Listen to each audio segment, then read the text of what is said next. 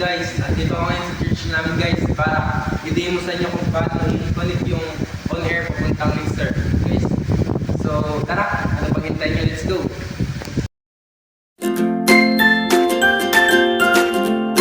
So yun guys, dito ko lang nilagay yung on-air namin guys, micro amp no, sa may bandang gitna.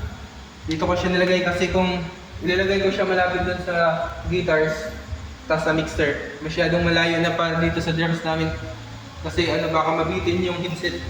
3 meters lang kasi yung available na na connector ng headset ko. So dito ko siya ilalagay guys. May nakaano ito dito sa input na guys, dito mo gamit ka ng mono cable na ilagay mo dito. Tapos yung mono cable naman nakalagay yun dito sa ito yung mono cable dito mo siya isasaksak sa aux, dito sa aux ng mixer ninyo guys. Yun. Tapos butalay.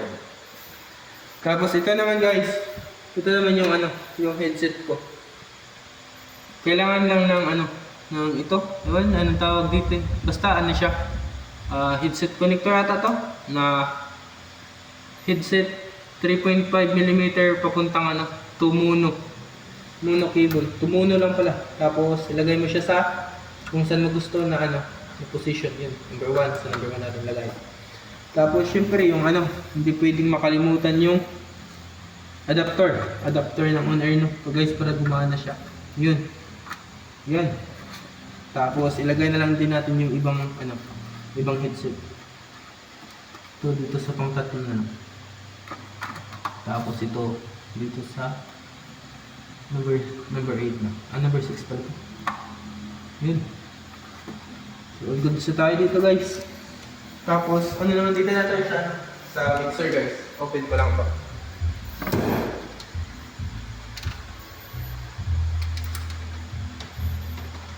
So ito yung headset na kinonect natin din guys.